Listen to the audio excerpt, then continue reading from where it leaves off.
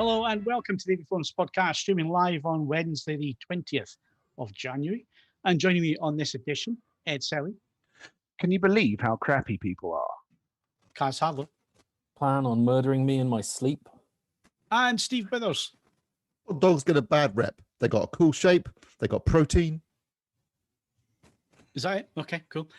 So we are streaming once again. Thanks for joining us. Normal service has been resumed. We're back to the weekly podcast. Abnormal service has been resumed. I think might be nearer the mark. Okay. You've got to put these things in. I just read what's in front of me. So if you want to say abnormal, you have to. Yeah. You can ad lib a bit. Go off piste. No. You end up saying some things that you regret after that. I do miss recording the audio only podcast because we could go so off script and so on because that was edited. It didn't go out live.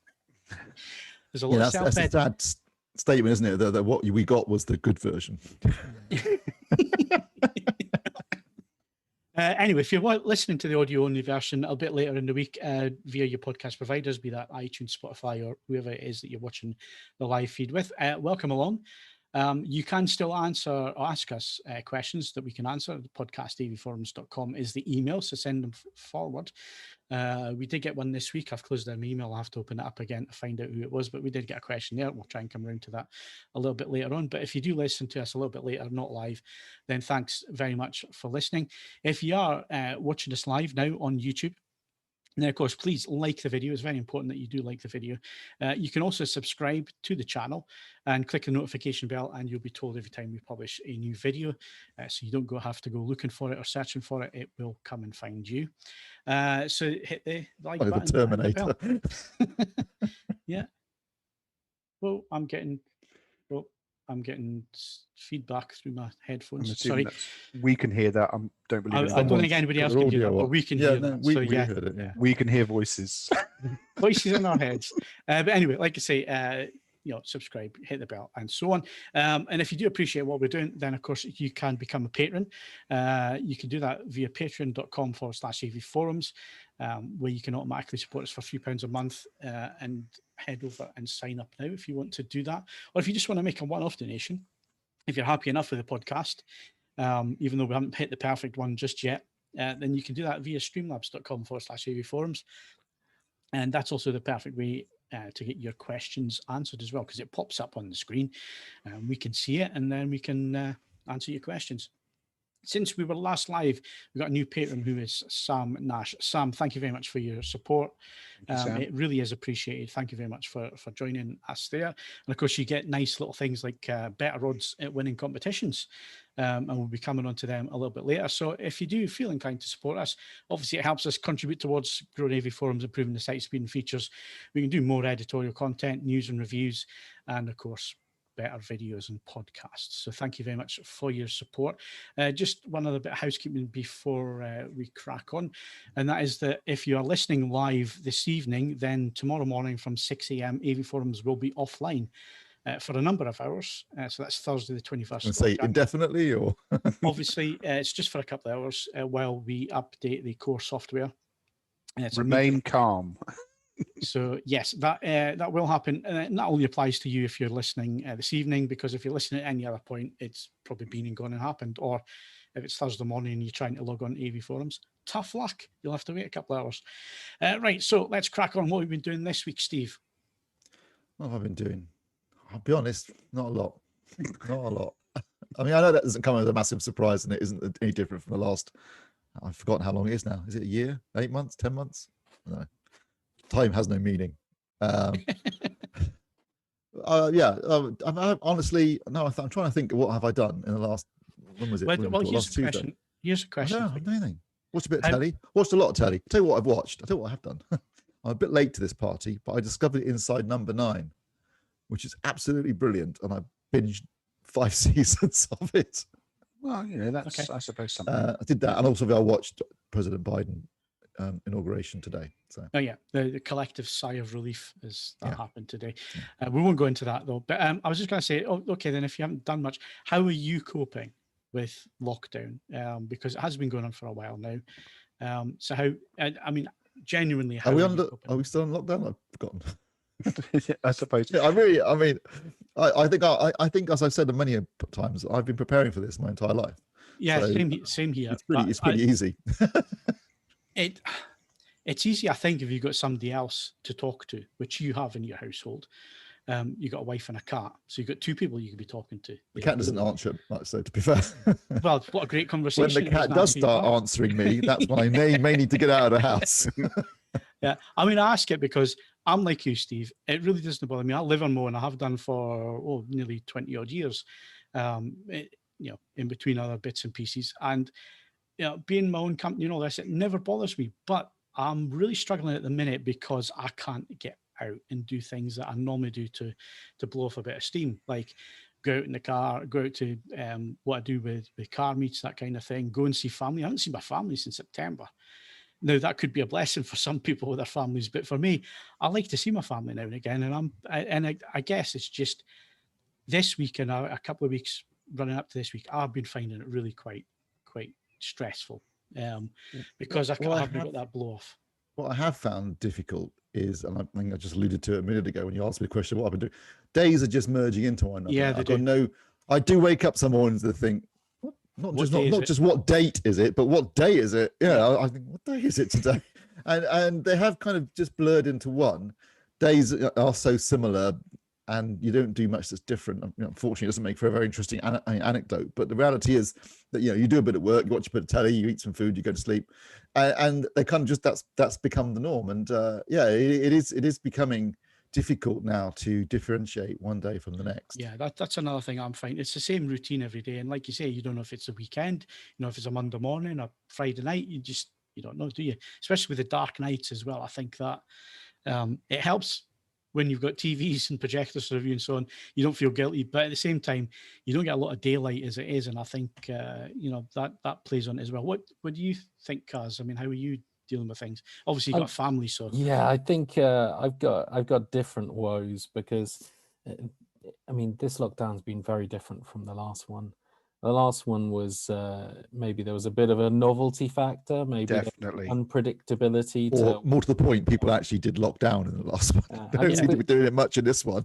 Every time I do go out, roads are full of cars. Yeah. I mean, I haven't left the house since Christmas.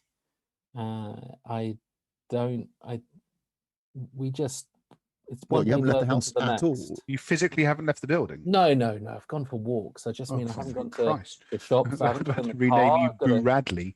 Check the car still works. It just feels very claustrophobic, and also the emphasis this time, because of course they're talking about locking down till Easter. They're talking in very lawyer speak about when they're going to actually open again. The emphasis as far as schools are concerned is kind of business as normal for schools, which means online lessons, means homeschooling, and it just really interferes with actually doing your own work and having a minute to yourself, whilst also trying to get kids who basically think it's an extended Christmas holiday to do work. I mean, they don't really want to be doing work. They can see toys every corner of the room. It's not a classroom. They don't want to get on a camera and listen to their teacher. And I mean, it's been really very hard. So a lot harder than last time. And I feel sorry for them. They're given so much work. I'm doing Shakespeare with my 7-year-old daughter. We've done Macbeth, and now we're doing Midsummer Night's Dream. You she's clearly send your child to a more intense school than I send mine. Well, she's 7. I know. So's my son, and he's not doing Shakespeare. Well, is he year 3? Is he year 2 or year 3? Your daughter, sorry. My daughter, 2. Christ, no, my son is not being asked to do. He's being asked to learn how to tell the time on an analog clock. So I think that there's a slight disparity in learning going on here. I think it's I don't know. It's difficult, but it is also funny watching them play because she's learning about fairies casting magical spells, and obviously she wants to enact that. And my son is going through that phase. He's 4. Shakespeare play is she doing? Tempest or Midsummer Night's Dream? Midsummer Night's Dream. So everything's fairies and casting love potions. And bottom. And my son's 4. So basically, he wants to turn everything he sees into some kind of gun. Yeah. You can turn anything into a gun. Stick, it's a pen, you find it like he'll be pointing at you and shooting you. And so you've got this interesting clash of her trying to cast love spells and him just shooting her. So, and there in a nutshell is men and women to their lives, really. It was funny because I brought her up proper tomboy, everything I loved, and one day she just switched and it was just all fairies and princesses. No, Dad, I don't want to watch Endgame for the 4th time. Yes, I've taught you all the Marvel characters. Come on, what are you letting this go? It's maybe our escape. It's like enough. I just want to play with dolls. Maybe, but it's just. And I don't mean action figures either. Yeah, conversely, my son was brought up with the dolls that she was playing with because he played a lot with her, and then when he was old enough to decide, everything's a gun. Guns. So yeah, I'm making that into a gun. So yeah. Anyway, it's been more challenging this time around, certainly. Yeah, I found that, and yeah, and especially with the weather as well. You guys are all right. You're south of the country, but up here it's basically been snow since Boxing Day, on and off, and ice and all the rest of it. So actually trying to go out and do some exercise without falling over, breaking your leg, and then having to go to hospital. You know, it's making decisions like that. You know, do I go out for a walk or do I just stay nice and warm at home and just keep eating out of the fridge, which is as long as you don't eat the fridge, you're fine. I haven't yet. Ed, so what you've been up to? How have you been handling things?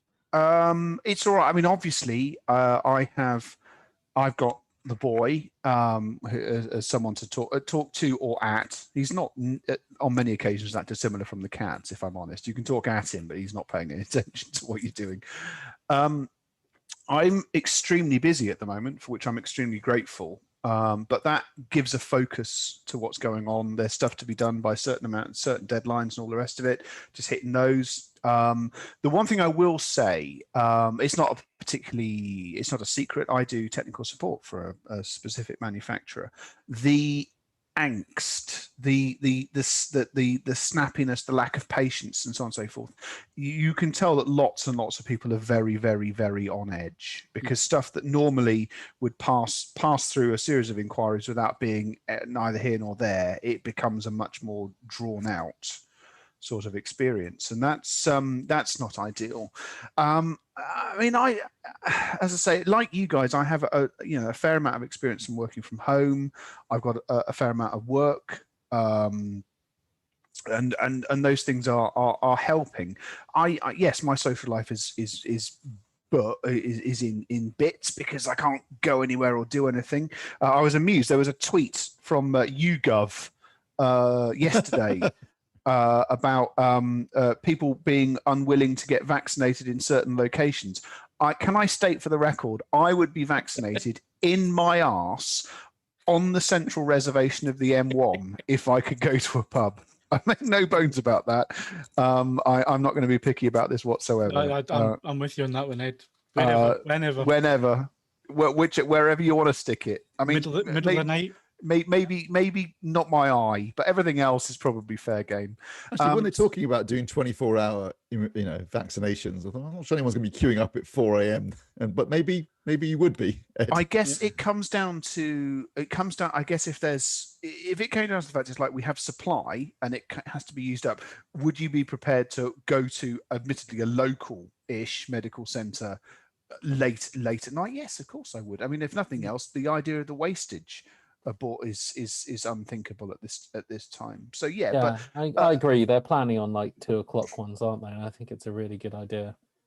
So we'll see how it goes. You've got a nighttime. You still have a nighttime economy. People on night shifts and so on. So it might actually be, more helpful for them to do that. So anyway, I would say the last thing, the one thing, I don't know whether it feeds in in different ways for different people.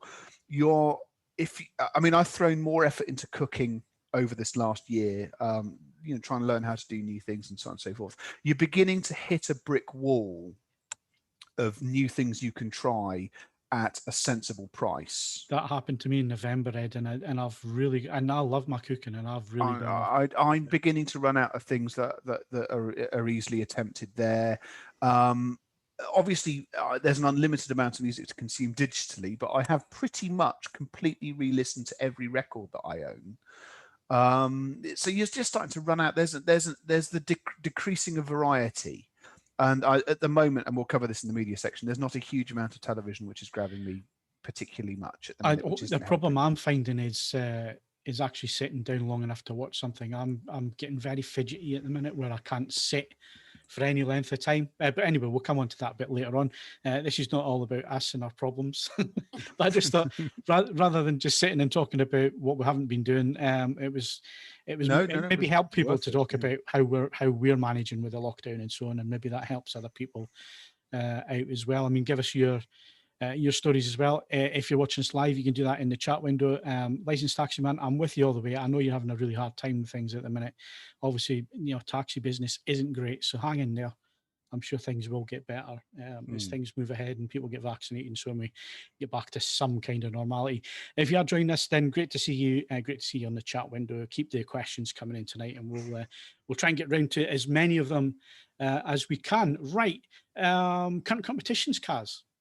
Sure, you can win a Philips 55-inch OLED 935 worth £2,000, and you can still win a Sharp SBW 800 Dolby Atmos soundbar with wireless subwoofer worth $449.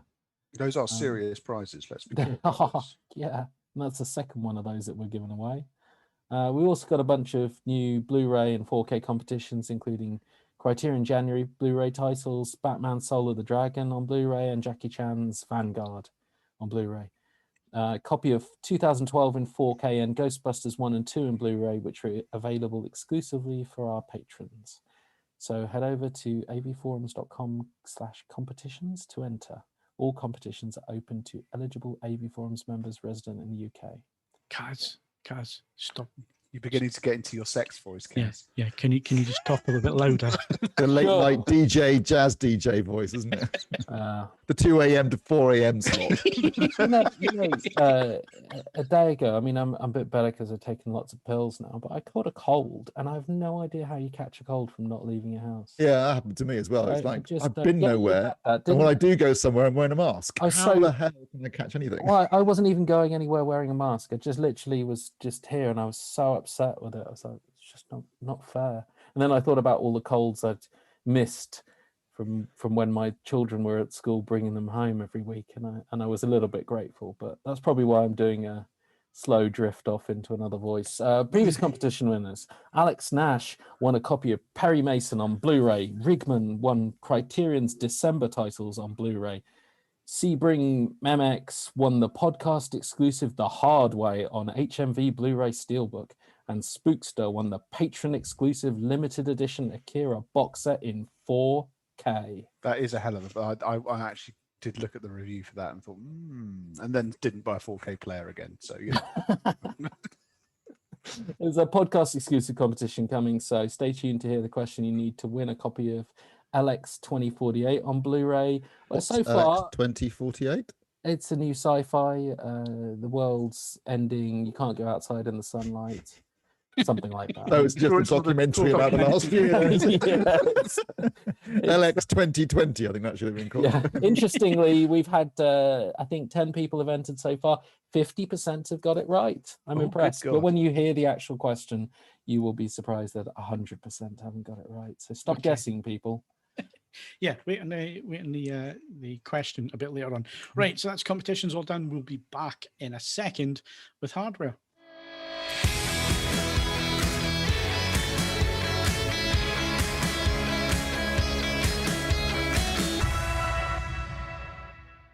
Right, so moving on to hardware, and we've got a few reviews to go through this evening.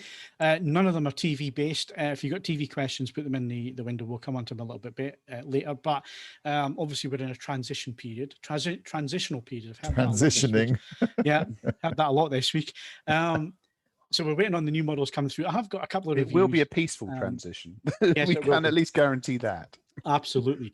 So we'll have some TV stuff coming up. But this time of the year, we tend to focus on audio and other bits and pieces of kit that we can't get to during the year.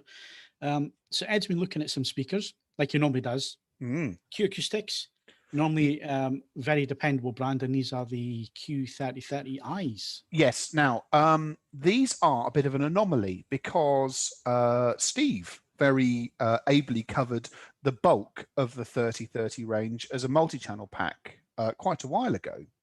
And then, without fanfare or any prior sort of information they were going to do it, Q Acoustics snuck out the 3030i, which is the last member of the family.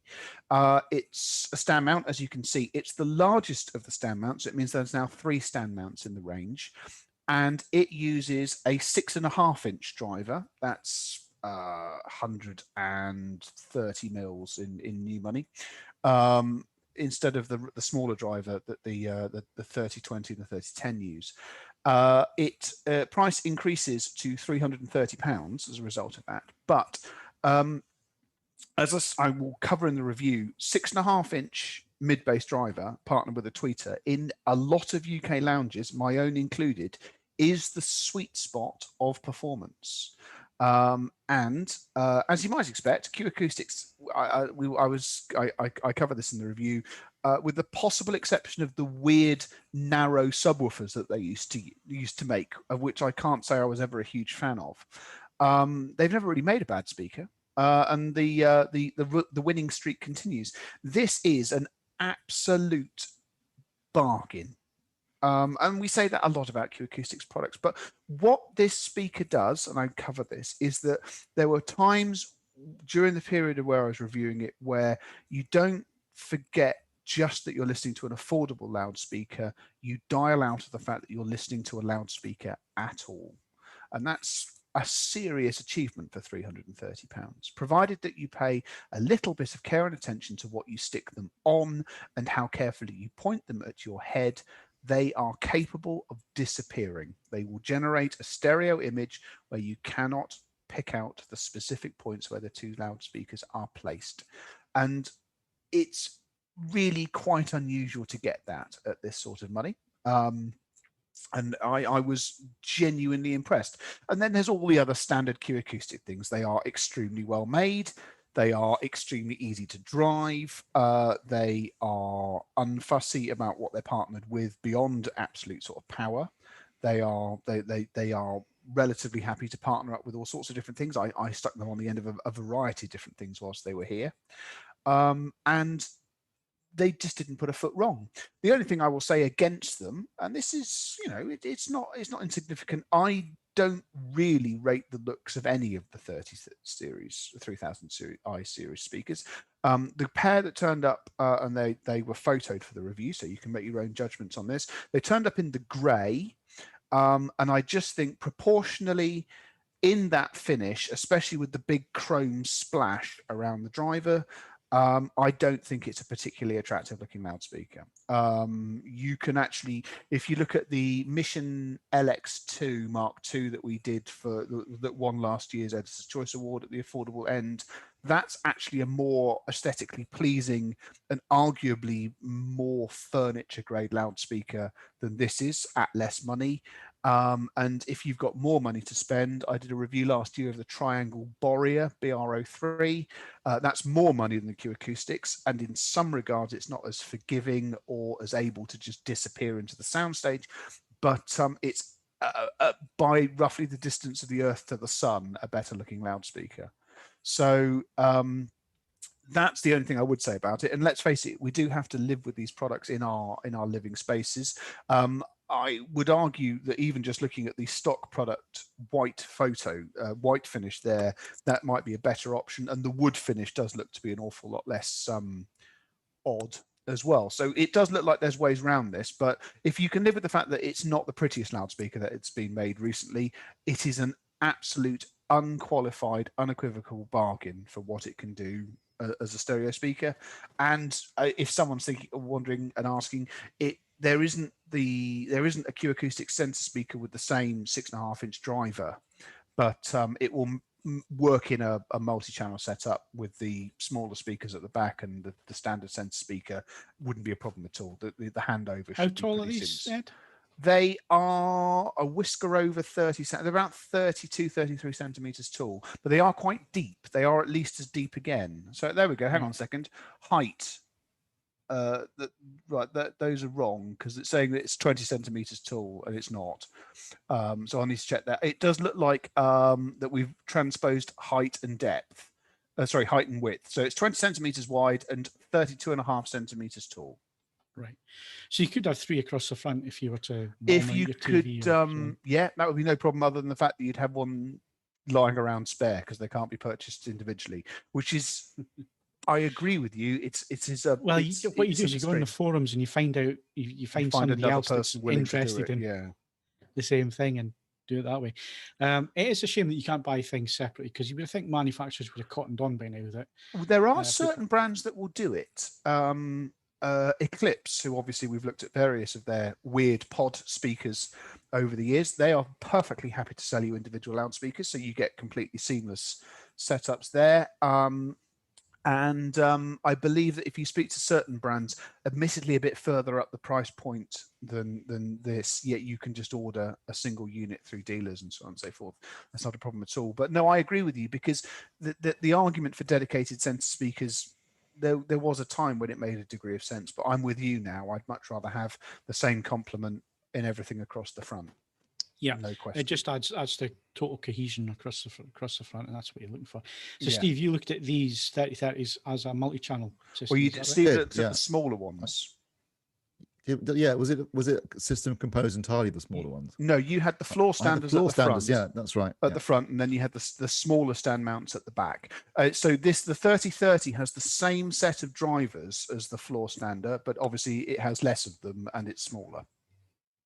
Yeah, from memory, it was really good. The floor standards are excellent, actually, and it was a nice tight cohesive system. I think the weak point for me was the Q Acoustics subwoofer, which wasn't great, I didn't think, but the system itself and the speakers in particular were excellent. It's normally what you find. I say normally, but more times than not, you will find that if you go for one manufacturer system, sometimes it's the sub that is the weak point. It's quite common that it's the weak link. And with all the choices that you've got from dedicated subwoofer manufacturers, to be fair, neither Q Acoustics nor most of the other brands are actually twisting your arm behind your back and demanding that you buy all 6 speakers from them. And for the most part, you do have the opportunity to mix and match. So and it's competitively priced as well. So so you'll have a nice bit of cash left over for your subwoofer if you go just with the speakers. No, absolutely. As I say, it's a phenomenal product. Looks are subjective. I wasn't blown away with how the review samples looked, but I guess 1, I'm spoiled, and 2, I don't necessarily have any taste. So don't take me to be a. I do think though that for the price point, they are extremely well made. Oh God, Acoustics do make a great speaker, even though they're competitively priced. They're solid and well engineered. They have obviously they're not. Even when you buy them in the wood finish, it's not a real wood veneer, but if you turn them upside down, you'll see the line where the 2 ends of the wrap join up, and it is immaculate. It is ruler straight, and you couldn't get a pin between the 2 ends of the wrap. It's just and when I say that, I don't mean there overlaps either. They finish seamlessly at the bottom of the cabinet, and you couldn't get a pin between them. The level of build is absolutely superb. And now they've stopped doing weird things. I mean, they went through a phase of like having the speaker terminals pointing in weird directions because it looked cool in the photos, but it was a bloody nuisance because it meant that you had cables disappearing off like a sort of red arrows flight display behind it. And they've got rid of all of that. They've just it's proper meat and 2 vegetables engineering done really, really, really well. And it's a phenomenal product, and the review will expand on that, but you've got the edited highlights. Yep, good stuff. Right, so we're going to move on to some other bits and pieces, some other products. The 3030i's will be up this week. So that review will go up this week if you're interested to find out a little bit more. We're going to come on to Steve just in a sec to cover 2 reviews that he's already done and which are up on the site. But before we do, just quickly cover a couple of questions while we've still got them. We can still see them. So Kondo 007, he says he's got a LG OLED. It's a EF 950 65-inch. But he's drawn to the new Sony A90J 83-inch. Should I upgrade? What I would say is wait until we look at them and see some of the reviews. I know I know what the internet's like, and I know people, you'll want to jump on things as soon as you can. All I'd say is a little bit of patience, and if you don't want to make a mistake, wait for the reviews that come out. Not just us, but other reviews. You can build up a good example of or what the product's actually like after people have had them and reviewed them. And of course, look at the owners' threads on AV forums as well. People will go out and buy them as soon as they're available. See what they think. The only thing I would say about owners' threads, though, is don't take too much notice of slides and all the rest of it, because there seems to be this compulsion for people to put slides on their TVs and go looking for problems. If you can't see any problems, don't go looking for them. Because that way madness lies. Yeah, exactly. It's fine to shove them on just to check that what the uniformity is like and so on. But these things are never 100%. They're never going to be 100%. And I understand why people do them, but then there just seems to be this thing on the forums where everybody has to put stuff up. And of course, cameras that you're taking photos or slides of and all the rest of it, they can add so many issues on their own through auto focus and using the exposure and auto exposure and so on. You can see things in a photo that you couldn't see by eye. So yeah, just pinch of salt with that, but wait on the reviews coming out and so on, because we don't know what they're going to be like. There was another question asking us to look into our crystal ball, again from Condo 007. Sony PureStream Bravia Core, excited. Again, it looks interesting, but we'll wait and see. Like I said last week, it's all marketing at the minute. This is what we're getting fed. And I can see it does generate a bit of excitement. But again, let's just wait and see. I noticed that there's a few influencers on YouTube have already made videos about this, stating what they think will be better, this or disc and all the rest of it. Nobody knows. Nobody's seen it yet. So not even people at Sony have probably seen it yet, at Sony in the UK, because, they're all working from home at the minute because of the present conditions. So yeah, don't get drawn in with the hype. There's a lot of hype going on at the minute. A lot of things like that where you just need to take a step back and be a little bit patient, and we'll see what things are going to be like. And if they're any good, that we'll recommend them if they're any good. But let's actually wait till we actually see them. Any other questions that we've seen, Steve? On that thread, no, I think I think we've covered them all, have we? I did see Mr. H suggest I get a Kamado barbecue. I'm very up for getting Kamado barbecue, but they're not inconsequentially expensive. Yeah. So I have to buy lots of other things first. Wandavision, we're going to come on to Wandavision in the software section, so we'll talk about that a little bit later on.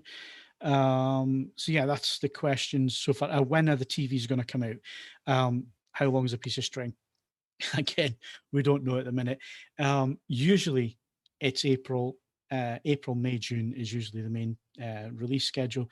But if shops ain't open or things are not back to as normal, then it could be a little bit delayed. We just don't know. But that's normally when we start to see things. And certainly I expect to get review samples in about 4 or 5 weeks, maybe. Certainly end of February, beginning of March, we might start to see some new stuff. But again, we'll just have to wait and see. Justin Evans, what's in the box, Phil? Wouldn't you like to know? I can tell because it says Arcam on the side, doesn't it? Yeah, yes, it is. Yeah, it's an AVR20, which is still in the box since it's been delivered, because I'm looking at the AV40 at the minute. I'm actually finished with AV40. I've resisted throwing it out the window because I've gotten so frustrated with the damn thing. The thing is, it's a 10 out of 10 product when it works. Yeah, I've been there. When it works. In the box.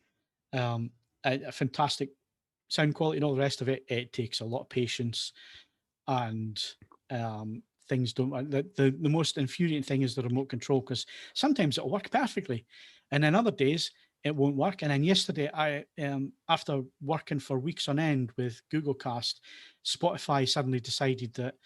The AV40 decided it was connected to Spotify, but Spotify couldn't find it. So anyway, there we go. That's what's in the box anyway. Right, Steve, you've been looking at two products. What we're going to go with first? Let's go with the Streambar first from Roku. Yeah, I'll keep this short because, as you said, Phil, they've already been up on the site for a while over Christmas, but obviously I didn't get a chance to talk to them because we were off over Christmas. So the Roku Streambar is exactly what the name suggests. It is a soundbar with a Roku stick built in. It's a really clever idea. It's a brilliant idea. That's a really good idea. And as you can probably tell, you can see that picture that's just come up. That's the remote control on top of it. Anyone who's seen a Roku remote knows it's not very large. So you can see it's not a massive soundbar, although it does sound a lot bigger than it looks. But if you're looking for a quick and easy way of upgrading both the sound and the smart features on a smaller size TV, perhaps in another room or a bedroom or somewhere else, this is brilliant. Absolutely brilliant. It's only 100. I think when I reviewed it, it was actually going for 99 quid, but I think it's gone up in price before Christmas. So now I think it's 129 quid. But for that kind of money, you're getting a top drawer product with anyone who's again used a Roku streaming stick will know Roku is a fantastic service with every streaming app you can think of. A really intuitive, slick, easy to use interface, well designed remote control, and the soundbar itself, as I said, it sounds really good. And like I say, even though it is relatively small in terms of its dimensions, it's actually quite large in terms of its sound. It's got some sideward firing and forward firing drivers. So it does deliver quite a decent sound stage and a surprising amount of bass, considering it doesn't have a separate subwoofer or anything like that. So it's a really good product. And like as Ed's just said, it's a great idea and the perfect way of upgrading smaller, less capable TVs, perhaps who have got older or have no smart system at all, or older smart systems, or smart systems perhaps that don't have a very good selection of apps. This is a great way. Belly upstairs in my bedroom has no smart functionality. Well, there you go. Bung this in front of it. You've upgraded the sound, and you've got all the smart features in one easy, upgrade. So I'll probably just use the stick because I just connect it to a name Super 83, which I suspect might sound a bit better. Obviously, if you don't need to upgrade the sound, or you think the sound on TV is okay, although it probably won't be compared to an actual soundbar, you could just buy a Roku stick and plug it into an HDMI port. But, as I say, I'm amazed that no one. I suppose it's all very well for a soundbar manufacturer to go, this would be a great idea, but they don't have the interface. And then I suppose even if you do have the interface, I'm assuming that Roku has probably had to go out and find someone to give them a hand. I'm guessing Roku didn't make the soundbar themselves. It's not their area of expertise. They've got someone to make it. I don't know who, but whoever did do it knew what they were doing. It's got sort of decent sized drivers in it, so they haven't tried to cram in dozens of drivers and be all things to all people. They just thought, right, we'll just get something that's going to sound decent, going to deliver a fairly wide front sound stage and will work. I put it in front of a 77-inch TV. It didn't disgrace itself, so even though it is quite small, it can produce a pretty big sound stage. And so with a smaller size TV, it'd be a great upgrade. So yeah, it's a great product. I gave it a Best Buy, particularly at 99 quid. As I say, it is a little bit more now, but even so, I still think it's a worthy addition to. I've got another review later on in the month, which is £115, and I argue that that's in 2021. That's at the threshold for many people where it doesn't even necessarily count as discretionary spending. I've had nights out that have gone sufficiently wrong that I've ended up spending more money than that. Well, given you can't go out and you're only sat in front of your telly a lot more than you ever have been, this is very now is the time to upgrade some things. So yes, absolutely. So yeah, it looks like a cracking little product, and I'm surprised more people haven't done it. More companies haven't done it with the idea. I suppose, as Ed said, there's two factors here. One is actually building a decent soundbar, and the other one is having some kind of decent smart platform you can put into it. And Roku's obviously definitely got the latter. Because it reminds me of that, to provide a good version of the film. That Polk soundbar that you tested with the Alexa, but essentially it was like they'd skinned an Alexa and just welded it to the top. They had literally just stuck an Alexa into their soundbar. It was the same shape and everything of Alexa dot. I think they just made a hole and stuck one in. just melted it a bit with a lighter, and they had. Good stuff. Well, the other product. Sorry, go on, Phil. Well, I was just going to say some projectors tried this as well. With the I don't know if you reviewed any of the Optomas or BenQs, but they for a number of years they added the USB with a power, so you could add a stick in. Yeah, you could do that. You could do that. Would you have? Well, would that be with a projector with a built-in speaker? No, but that's what I'm saying. The projector with a built-in speaker, that was one of the solutions, was that you could plug, a stick in and power it through the USB. And it's nice to see the next logical step as well. Why don't you do that with a soundbar? Yeah, absolutely. Seems, especially when people don't change their TVs every year, Steve. It's not like our owners' threads. Every 6 months they have to have a new TV. So this is perfect for people who are normal and have their TVs for 5 to 10 years and maybe don't have the latest. I don't know if I'm going to do 5 to 10 years. I don't see the continued issue that I don't have HDMI ARC, notwithstanding, on this B7 because it's broken. Other than that, I can't see any compelling reason to change it. I mean, there's all sorts of other expensive things to buy instead. So, I mean, what is it? 3 years old now? 4 years old? It still does most of the things that me as a cloth-eyed loon would need it to do. 10. Yes, the B7's running on for 4 years, isn't it? So 2018 I bought. It was 2017 model. I bought mine at the start of 2018. Yeah, it came out in 2017. So it's still 4 years old, but it's still a bloody good telly. And it has everything you need. I think the only app it's missing is the Apple TV app. Yeah, that's it. Yeah. And I can get that through the iPad. So, Right. So the last product then, Steve. Speaking of apps, the Humax Aura. So this is the new PVR from Humax. Obviously, probably the most recognizable name when it comes to PVRs. And I've had Humax PVRs myself previously. The most recent one I had was, I think, the FVP 5000T. I think that's what it is. That's your number. Generally, I've been quite happy with the Humax products. I will say, though, that I often find in their previous incarnations that the system, the actual navigation of the system itself and the user interface could be a bit sluggish, a bit slow, and quite frequently the remote would just stop working after a couple of years for no obvious reason, which used to drive me nuts. But generally, they've been pretty good. This new one, the Humax Aura, is obviously a PVR with a built-in 1 or 2 terabyte hard drive, depending on which version you buy. But it's also got built-in a Android TV smart platform. I find it quite ironic they just put an Android TV smart platform into their PVR when Sony are moving to Google TV instead.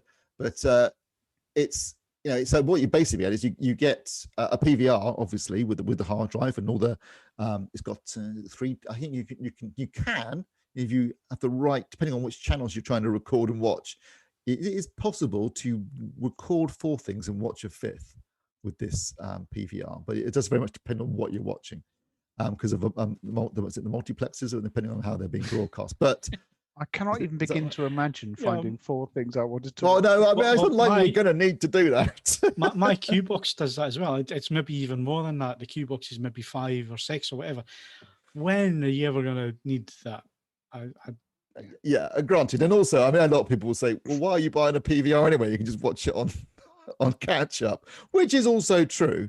But some people, old people like me, still like to record things and then watch them when they. So you still like to tape them, Steve? Yeah. I suppose you can skip the adverts. So when it comes to stuff on Channel 4, ITV, etc. Yeah, no, exactly. It's great for things like that. But anyway, I still like a PVR. I'm sure I'm not the only one on this podcast, listening to this podcast, who does as well. And as a PVR, it's excellent. I mean, Humax know how to make a PVR, and I've got to say that the user interface for using the PVR itself is well designed. As I say, it's actually, I'd say, a bit more responsive, a bit more robust than previous Humaxes I've owned. The remote control's nicely designed, and all that works great. You've got plenty of 1 or 2 terabytes of memory, plenty. You can record more things than you could possibly ever want to watch. All good. And it's got Android built in, so that means you get things like Google Assistant built in. You get apps, including YouTube, Amazon, and Disney Plus. Bizarrely, this might be the first product I've ever seen that doesn't got Netflix in it. Which I thought, if you look up the word ubiquitous in a dictionary, there's a picture of the Netflix logo next to it. I can't believe it doesn't have Netflix, but it doesn't. It does have, I think they launched it on Monday, actually. It literally was released on Monday, but there is now an app you can use, so you can access the PVR when you're away and record things and that sort of stuff when you're not at home. So that's great. It works well. I felt when I was using it, because I normally use the Manhattan T3R PVR, which I mentioned on this podcast previously, review before, and I love it because it's got a nice, slick, well-designed UI, it's easy to use, and it gets the job done. It records stuff. You can't record quite as many things simultaneously as you can with the Humax, but you can do two. You can record two things and watch a third. So that's going to keep you covered for most stuff. And yeah, as I say, it works. It's easy to use. It gets the job done. It's a great PVR. I felt like the Humax Aura is trying to wear too many hats at the same time. And by having, there's about 5 different home menus, and you can access things from 4 or 5 different ways, and which is not dissimilar to the way I experience Sony TVs with Android TV, for example, where you got, the Android TV homepage, and then you can access stuff that Sony provide independently, and there's stuff from other things, and it all gets very complicated. And I'm querying whether people buying a PVR are necessarily bothered about watching a load of apps, and they've probably got it on their TVs anyway. So I sort of applaud their ambition, but I think at the end of the day, if I was going to pick a PVR right now, unless you really, really want an Android smart platform to add to your TV, although as I say, there are some key apps missing anyway, I would be more inclined to get the Manhattan, because I just think it's a really good PVR and does the job nicely. This is certainly does bring features that other PVRs, specifically the Manhattan, doesn't have yet. I mean, the Manhattan's got most things. One thing it doesn't have currently, but I believe it is in the works, is a remote app. But it's good. But I did feel like it was trying to be too many things to too many people, rather than concentrating on being what it needs to be, which is a really good PVR. But it's competitively priced. I mean, you can buy what is it, 200 and for the 1 terabyte version, it's what's the price? £249, and for the 2 terabyte version, it's £279. So it's not expensive. And if you're familiar with Humax and you like Humax, that is a sensible price increment increase for the extra terabyte as well. Yes. Now the Manhattan's a bit cheaper, but the hard drives aren't as big. So it's I think it's half a terabyte, 500 gig, and 1 terabyte on the Manhattans, but they are a little bit cheaper. I think it's $199 for the 500 gigabyte version. So yeah, I guess it comes down to whether you're familiar and like Humax, whether you really need an Android TV smart platform to add to your television, or Google Assistant perhaps. But if you're just looking for a straightforward, really effective PVR, then I would still personally choose the Manhattan. Will it be in Freeview Play, Steve? Does it have its own Freeview Play page where it? That's another home page you can go and look at. But there's a Freeview page, there's an Android page, there's an EPG, there's a recording page. I've got to say, I really like Freeview Play, the way it curates all the stuff over the catch-up. It is good. Rather than traipsing through every app, you just go there and then you can pick the highlights that you want to pick. What it's. And obviously, if you go into the EPG and you miss something, you can go backwards and select it to go straight to it on the to access the catch-up version. Yeah, and it does support 4K and HLG. So I mean, I'm talking about iPlayer, and then there's also Amazon and Disney Plus. Right. Yeah. Yeah. Cool, good stuff. So let's see if we've got any more questions before we wrap up on hardware. I'm just impressed by son of SJ. I have 2 Humax FreeSat HD and 6 Freeview HD PVRs, and they're nearly all full.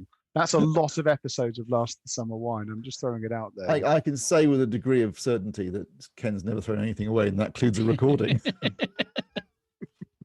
Yeah, good on him. Good on him. He likes his TVs and his recorders and stuff. So,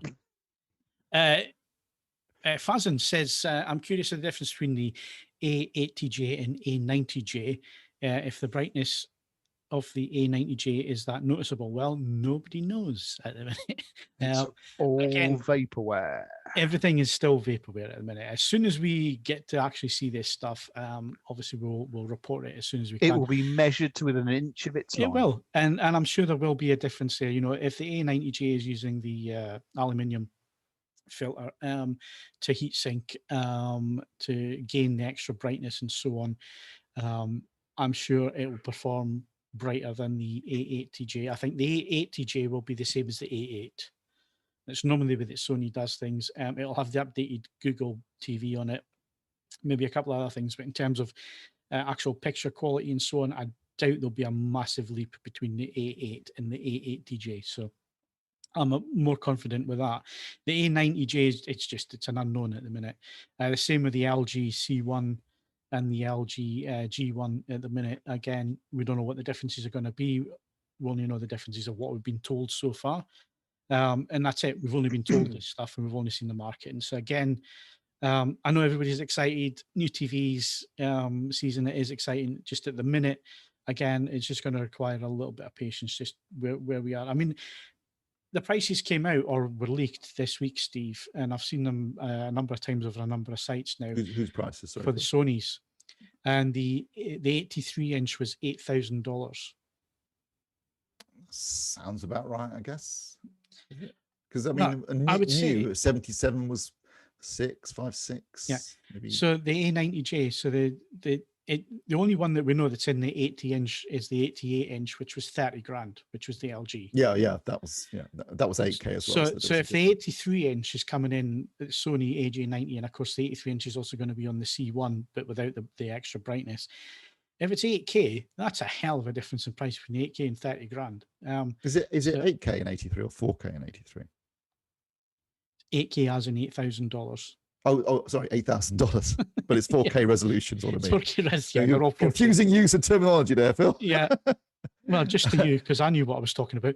But yeah, but you shouldn't use the words 8K unless you mean yeah. So, but I think that's a pretty good price actually for an $8,000 for an 83-inch TV, and it being the one with the filter, the brightness boost from Sony. It should be good value. But again, let's not jump ahead of things. Let's wait on these coming out. But yes, that looks promising. And at that price, if that is the price, and I've seen it over a number of sites now, and a number of forums have been quoting them and so on. So pretty confident that those will be the prices. So $8,000. It normally equates to £8,000 once they come over here.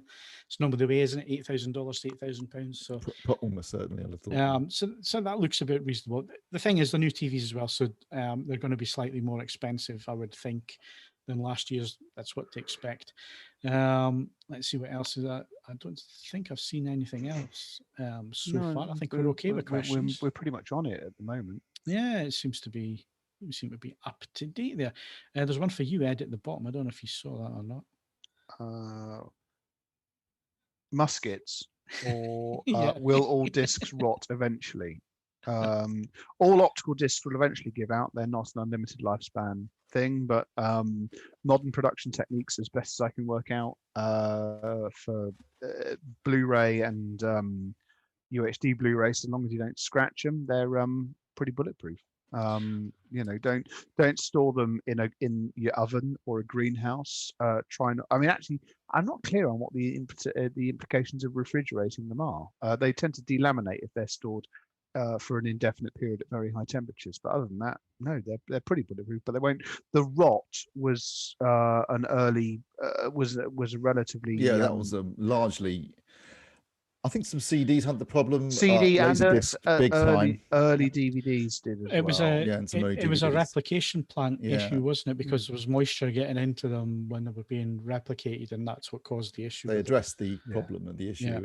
and since then, I very rarely do I have a disc now, and I've got a lot of them that seems, you play it and a few years later you try again, something's gone wrong. It's happened a couple of times. Usually discs with a layer change. That's where there's been a problem, but quite unusual these days. And my dad's got CDs going back to 86, 87. I have got a Bob Dylan box set. Actually, it's called Biograph, which was pressed in 1983.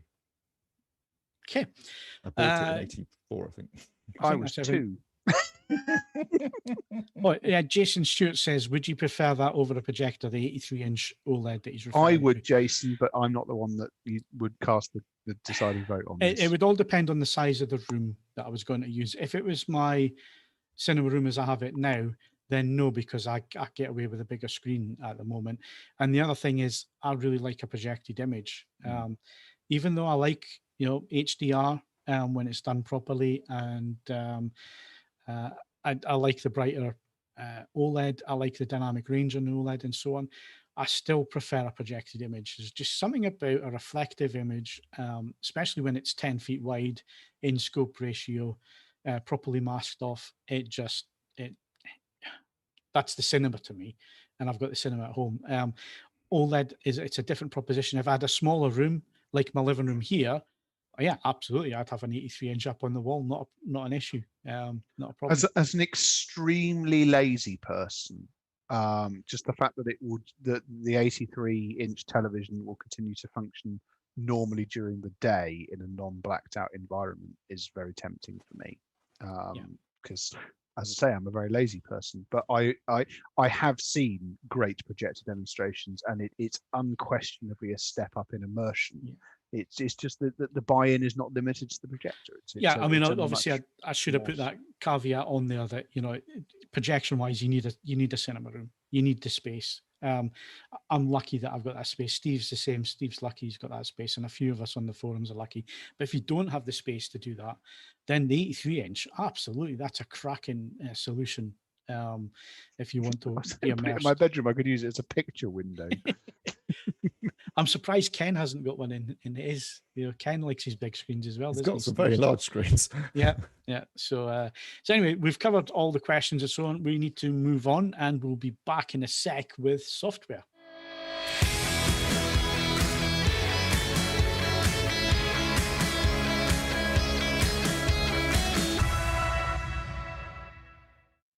So let's move on to software. And before Kaz comes in with films and we talk TV and all the rest of it, we need to do Ed's album of the week. I know I'm putting a lot of pressure on, not onto you personally, Ed, but it is quite a pressure because we don't get fantastic albums every week. We don't. So I understand it's been a bit difficult this week. No, not every week is a vintage one. I dare say that if you were thinking about when you were going to release a really important body of music, you'd probably not choose the week where the leader of the free world changes over. I'm just throwing it out there. So I didn't think this was a great week for music. There were releases in certain genres which I'm not necessarily particularly fond of, which appear to be a more major thing. So this album of the week is probably not going to be in competition for album of the year. However, I think it is an interesting listen.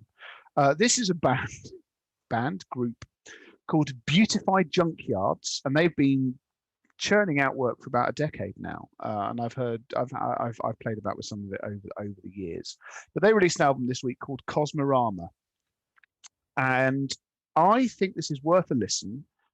Because if you are, like me, a fan of acts like Boards of Canada and Fortet and things like that, there's just enough of the organic sort of electronic sound that certain acts are very good at.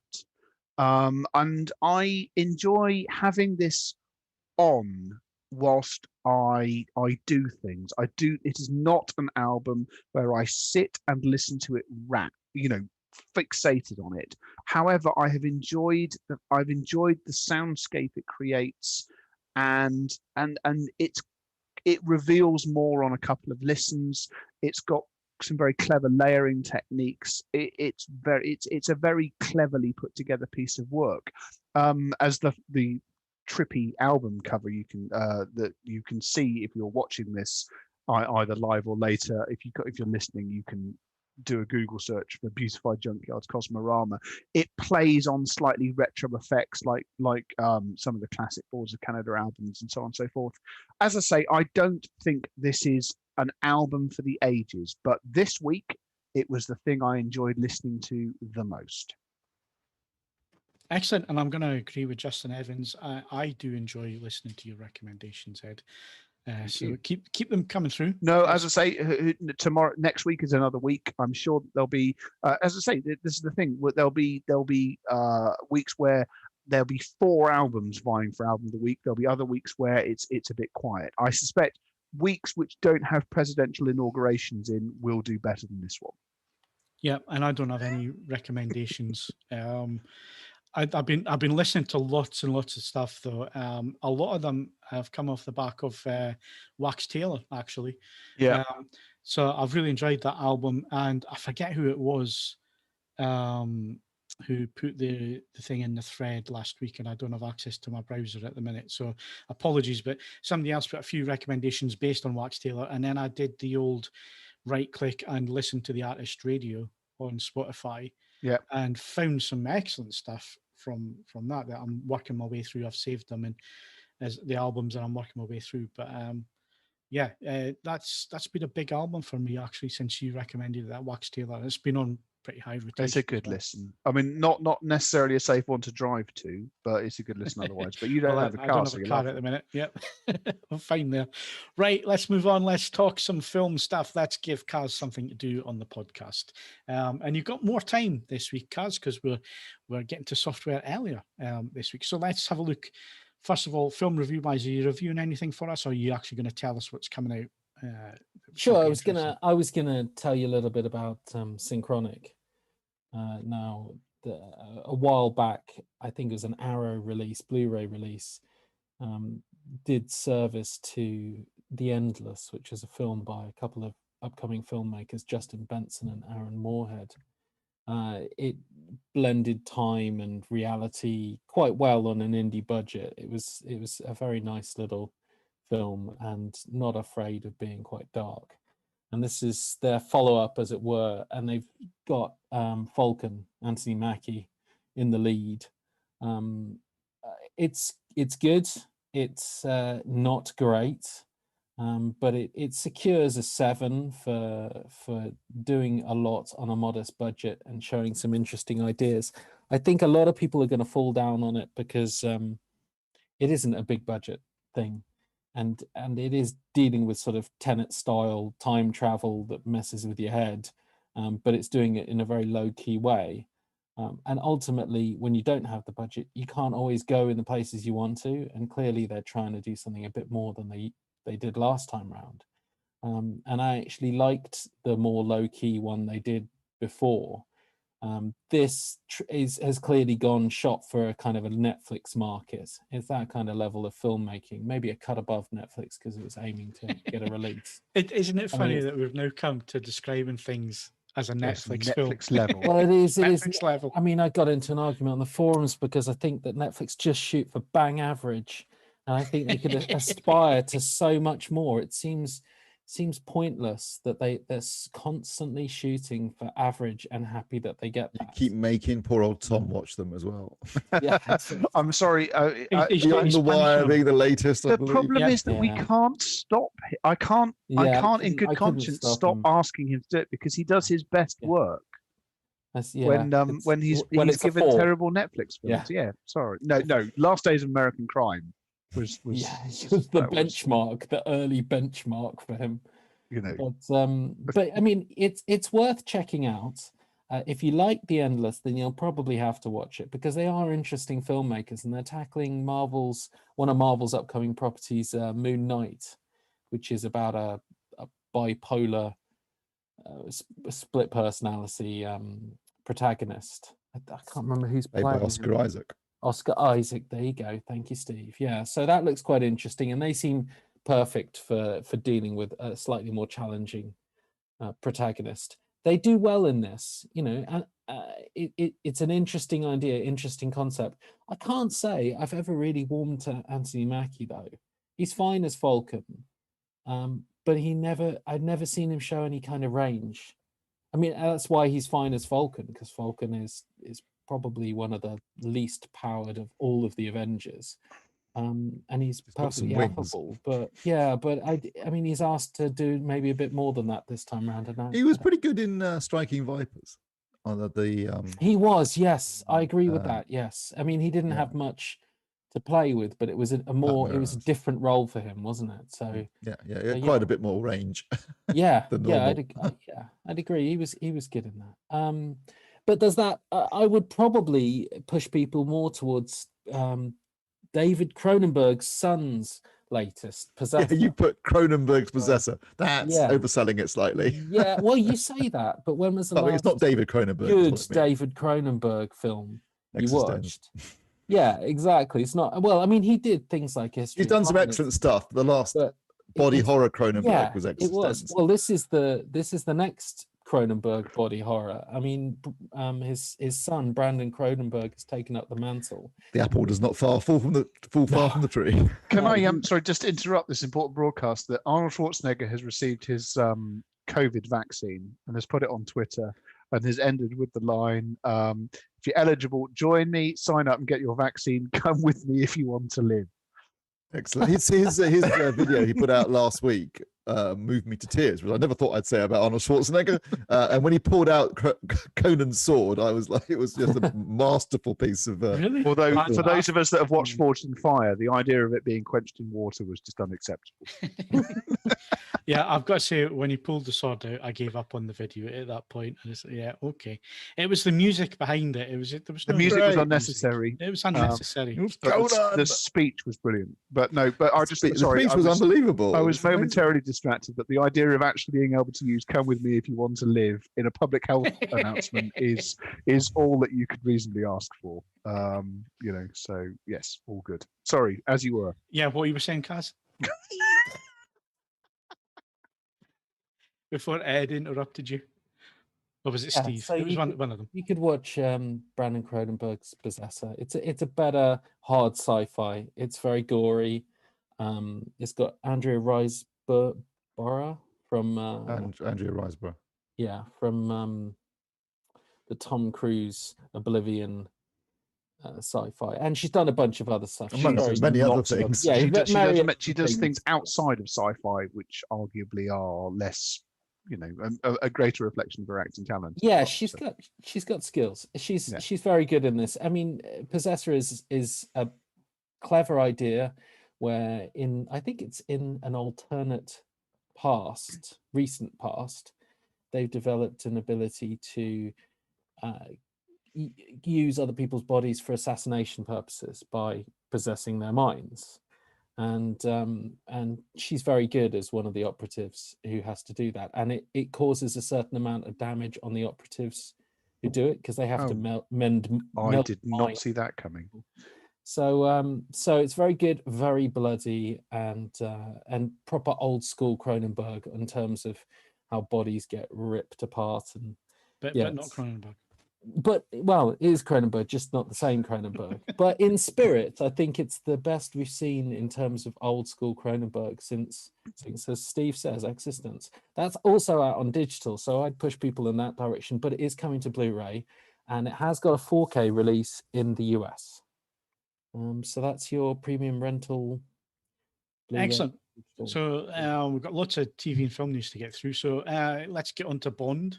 It feels like Bond's been out and to the cinema and gone, doesn't it? It's never hasn't even been out yet. We've been talking about it that much. So is it moving again? That was the news a couple of weeks ago. I'm pretty sure it ain't coming out in April. Let's put it that way. Yeah, no, it's gotta be moving again. It will be moving, or is it going to be sold to a streaming service? Now there was this announcement that Apple were going to do this non-hardware announcement, and it turned out to be not Bond, which I think quite a few people, having read tweets, were putting a lot of emphasis on. This could be Apple buying Bond or MGM. Didn't turn out to be the case in the end. But there's still a lot of rumors circulating around. But Bond looks like it's going to move again. Are we fed up with it now? Because I feel like, whatever. I'm not going to the cinema to watch it. Can we be very clear? I mean, I know I'm not the deciding vote in this for MGM, but I'm not going to cinema to watch it. There is an outside chance I might possibly hand over some form of additional funding to watch it on a streaming service. If it came up as a premium rental and it was in HDR and 4K, I'd spend the money. I'll wait for the disc. Okay, Steve will wait for the disc. I'm pretty tired. Well, I waited this long. What's in a few more months after that? Exactly. I'm pretty tired of Bond. I would have to. Ironically, considering I'd be the person who's reviewing it, I would like to hear a review that said that the last film was completely written out of existence and this one reset the balance. But I know it's not going to be that. No, it's not going to be that. In which case, I don't want to hear how they further contrived. You don't want to see. You don't want to see Christoph Waltz. I don't want to see the sandals. Shoes. I don't want to see the stockless sandals back. I don't need the world's least intimidating Uber villain to trot back in and monologue.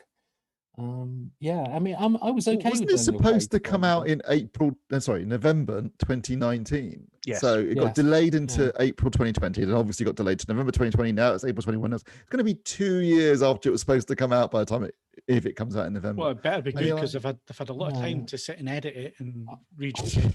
I think I want every special effect to be absolutely polished cannonball grain. Should be. It's going to be another Wonder Woman 84. It's totally going to be that. People will anticipate Hopefully, it. hopefully, be better than that. So that's what I'm saying. It's going to be like Wonder Woman 84. People are going to have these expectations, and then it'll drop on streaming, and people are like, finally, I can actually watch it. I think They'll the pay problem for with it, and they'll be disappointed. I think the problem with Wonder Woman 84 was that trailer. Yes, I agree. The best trailer I'd seen in years. Absolutely. Phantom Menace, good. It was a fantastic, perfectly scored trailer, and it was a different movie. Yeah. Now, I haven't seen the movie, but I could probably tell you everything that happens in the movie because I watched Red Letter Media's review of it, and then I watched the Honest trailer. And they were also spot on. I haven't seen the movie. I don't need to see the movie now. I knew it was going to be pretty bad, so that's me. I might catch it when it comes up. 2.5 hours of utter cobblers. See, I'd only watched that trailer, and I'd refused to watch anything else. And I heard later that actually later trailers betrayed the fact that it might not be as good. But based on that single trailer that I had on repeat, I was really, really, really looking forward to it. Yeah. So, Bond, do we care? No, not much. I think it's the best. Now. The best. So yeah, just get it straight out to streaming, and we'll all watch it. From a personal, Stephen, he'll be happy. From a personal level, the only delayed film that could remotely encourage me to go and see it on a very big screen is Top Gun. No, Top Gun's going to go. Top Gun's going to go straight to streaming, as is the Ghostbusters movie. It's going to go straight. Top Gun can't go straight to streaming. There's no reason to wait for that. For them not to wait for that. It's not like there'll be another sequel. We'll wait and see. But that's what I think. Top Gun 3: Electric Boogaloo. Yeah. Right. Netflix is putting up the price in February. So this attracted some comment. Is it $13.99 now? Is that it's right? now, if you got the full UHD package, it goes up to $13.99. I've got to say, for £14 a month, still pretty good value, isn't it? Even though there's mediocre films and on there and so on. I've actually found recently I've watched a lot of these crime documentaries. They do some great crime docs. Oh, they're brilliant, absolutely brilliant. I mean, it's paid for itself since Christmas, the amount that I've used it. So I'm not concerned. I think the only concern is that, and we've mentioned it umpteen times on this podcast, is that when things, we start to get streaming services from every man, woman, and child on the planet has to have a streaming service, and we've all got to, $5.99, $15.99, and all the rest of it, and you build up a collection of the streaming services you want to use. It's going to get expensive. The way I'm looking at it at the minute is, if you get Sky, you're looking at about 50 or 60 quid. I don't see that as unreasonable in terms of entertainment. If you're entertainment and you enjoy your entertainment in terms of during lockdown, films and so on, perfectly legit. I don't see that as being bad in any way. I think that's quite reasonable. 5-6 streaming services comes in, and it all comes in at about 50 quid a month. I'd be quite happy with that, spending that type of money, as long as the quality's there and as long as we get the type of stuff that we all enjoy. So I think Netflix is probably the best interface for me. I like that they always do the best quality. They don't do the stupid Amazon thing where you have to search for it. Yeah. They generally have more sub-content that I like, as well as new releases. I have a grudge against them for some of their choices in filmmaking, and I'm sure that when they do 6 Underground 2 or 12 Underground, whatever you want to call it, I'm sure that when that comes out, I'm going to be paused by that cancel Netflix button. Maybe they've got some good stuff in the pipeline, because I've got a they do. The only thing is, I can't be the only person, and I appreciate that Netflix is hedging their bets against the content I'm about to talk about being hoovered up by other streaming services owned by the content owners. The other day, I sat down and watched Uncle Buck, which I don't necessarily believe I've watched this century. And I do miss the fact that originally Netflix was a repository of stuff that you paid a small amount a month to accumulate that nobody else could be asked to show. And I appreciate that that's not necessarily how one builds a global content platform in 2021.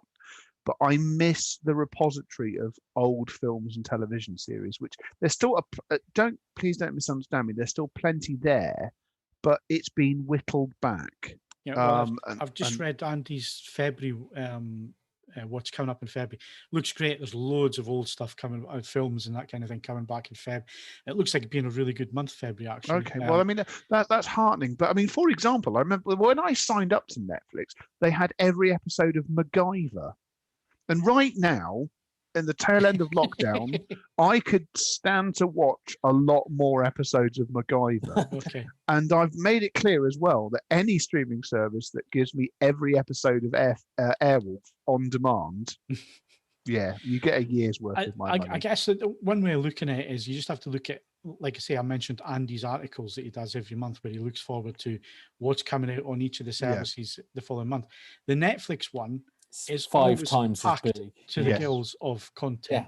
So you'll always find something that you're interested in on Netflix. So for me, I think it's worth 14 quid. Steve? Oh yeah, definitely. And obviously we're not the only ones who think that, because I think they announced this morning they've now got 200 million subscribers.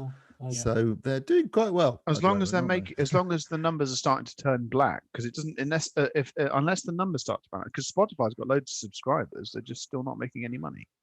Yeah, I think they need to stop spending money on 6 Undergrounds. Yeah, stuff like and that. rein it in a bit. Because I have to say, I did read Andy's article. The one that stands out for me there, I'm really looking forward to. I can't remember what it's called. Is the South Korean one with the bin men in space. I mean, that appeals to my psyche very much. That and the one about pole dancing. Space Sweepers, I think, is the one you're talking about. Space Sweepers, that was it. Yeah, yeah. That's the one. American Graffiti's on. I haven't watched that in a very long time. I've never seen it. What? I have never seen it. It was always one I was going to pick up on disc, and it went out of print a while ago, and it's never been re-released on disc. So Anorak question: once you have watched it, Phil, you Harrison Ford's car in American Graffiti was not built for American Graffiti. You might don't Google it, see if you can work out where it came from, because it was sat in the lot, and obviously American Graffiti was done on a budget of 8p, so it was about what could be repurposed for the time. It came from somewhere else. Yeah, it's just one of them films I've never actually seen. So now that it's coming on Netflix, that'll be money well spent. As far as Netflix programming goes, I was very disappointed to discover this morning that despite having pardoned 70 people, Trump didn't pardon Joe Exotic, because I was looking forward to season 2 of Tiger King. Allegedly, he had a limo sitting outside the jail waiting to pick him up once he'd been pardoned. Somewhat optimistic of you there, Joe. A camera crew and a limo. Not out of character. No, that's true. In terms of if we're doing Netflix recommendations, I've been watching A Perfect Crime, which is about an event that I had no inkling had ever existed. When East and West Germany began the process of unification, there was a big German organization set up to oversee this process. And in April, after the reunification, or actually no, over a year after reunification, the boss of that company was randomly assassinated with a high-powered rifle, and no one's ever been caught for it. It's called A Perfect Crime. It's in German. It's subtitled and slightly and partially overdubbed, but it's phenomenal. Yeah, we're gonna come on to what we've been watching in a little bit, because we need to race through. But going back to the crime documentary, stuff like that, I don't know anywhere else that would have given that the time of day. Yeah. Even in Germany. So we need to move on. So Star is coming to Disney Plus. So again, the prices are going to go up on Disney Plus. I think it's gone to $7.99 a month. Bloody good value, really, isn't it? And I think they still have the annual option. Yeah, there's still the annual option. So the annual option will be, I think it's 70 quid. Yeah, that's where I'm going for that. So yeah, I'm going to do it again. It's paid for itself this year. I'm going to do it again. But Star's got some cracking stuff, like every series of Family Guy. And I've missed quite a few of the recent ones. Where is the air crash investigation then? I don't know, but I'm sure if you write a strongly worded email, they'll consider it. I don't want to write a strongly worded email. They get. I know what we do with strongly worded emails. I work in technical support. Remember, you write a cajoling email suggesting that you'll continue to support them for years to come if they have all the episodes of air crash investigation. But the one thing on Disney Plus that I was thrilled to see today, it was advertised on Facebook, everywhere on Facebook, running the trailer, is that all 5 seasons of the original Muppet Show are coming to Disney Plus on February the 19th. It's childhood stuff. That I would I'm really looking honestly forward to watching rather that. eat this empty wine bottle. Would you really? Yes.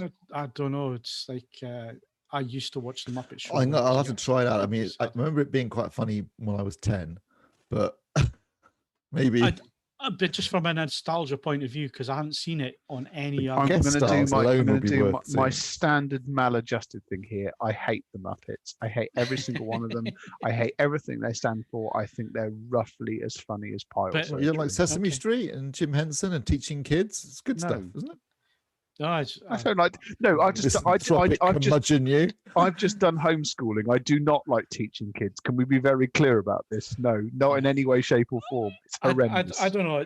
I get where you're coming from, Steve. I agree with you. It's probably going to be absolute shit watching it. It was an Oh, adult. it might be brilliant. But I think the guest star things, I have a vivid memory of Mark Mark Hamill Hamill. on it, dressed in his Empire Yeah, Strikes yeah. Back flight suit.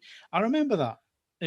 And I don't know what the episode was like, but I've still got that memory of being so excited to watch it when it came on at the time because it was Luke Skywalker on the Muppets.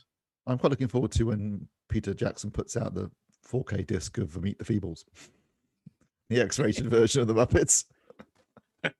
I thought, what was that rubbish? Wasn't there a Muppets crime noir? Oh yeah, film from that was early- the one with Melissa McCarthy. Yeah, I thought that I was. don't want to see that. The best of the Muppets though was probably Michael Caine's acting. Now you see, Muppets Christmas Carol is, but that Michael Caine makes that because he just does it completely deadpan. plays it and it's straight, yeah. absolutely fantastic because of that. Best acting performance ever. One of the great versions of Scrooge. Yeah, which I know we're past Christmas, but Mark Kermode's Christmas thing was absolutely brilliant. I don't know if you saw it, but went through all the Christmas movies and what makes a Christmas movie and so on. It's still on iPlayer if you haven't seen it. And he's back. He's back on Monday. He's been I back for missed it on 2 Monday. weeks. No, it was Monday, Steve. It was the No, 18th. Monday was the second episode because he's done British comedies last week, and this week he did pop music and movies, pop films. All right, I thought it started this week. I'm sure No, the there's trailer one more. says the There's one 18th. more next week. All right. But anyway, They're on Mark, iPlayer. they're on iPlayer. You can catch up with them. Right. Anything else we need to talk about TV news? Somebody put Greenland coming to Amazon in February. Yeah, that just got announced that Greenland's coming, which is a I'm very quite looking forward to that because it's quite good, isn't it? Unusually Yeah, it is. It is. It's not, Gerard Butler movie. yeah, it's not Geostorm. I tell you that. It's a bit more down to earth, and it requires actually a pun modicum of genuine acting. But they shoot for characters. I mean, it was done on like a quarter of the budget of Geostorm. It's Gerard Butler's single greatest moment of acting is in Rock and Roller, where he's doing the slow dance with Tom Hardy. His facial expression is genuinely magnificent, and that's he won't get any better than that for his acting. So there we go. What was the sorry, Kaz, I'm going to ask you. I think this is your question. But what's the deal with Woman 84 pricing?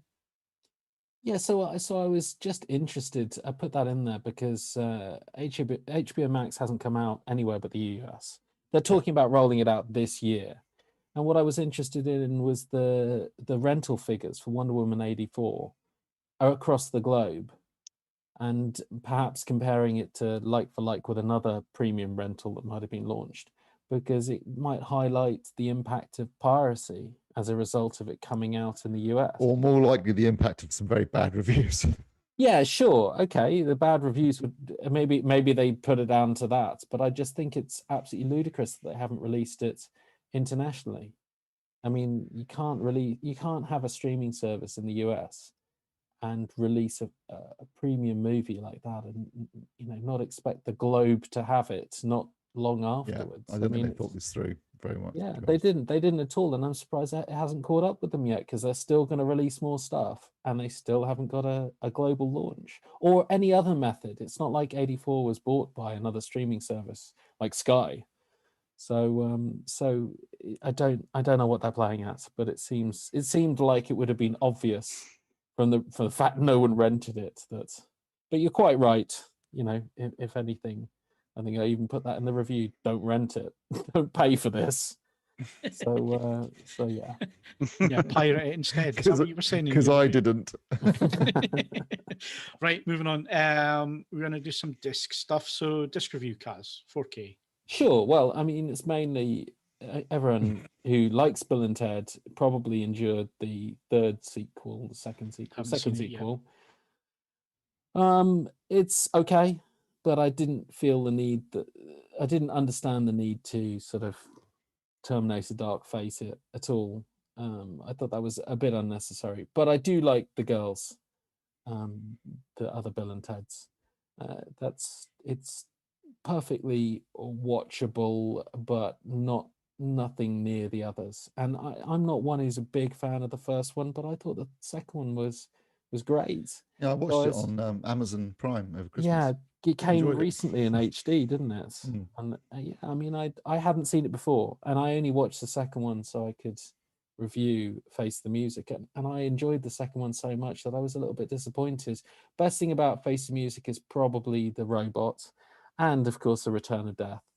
But the real shocker is they've released it on 4K. Now, you know what?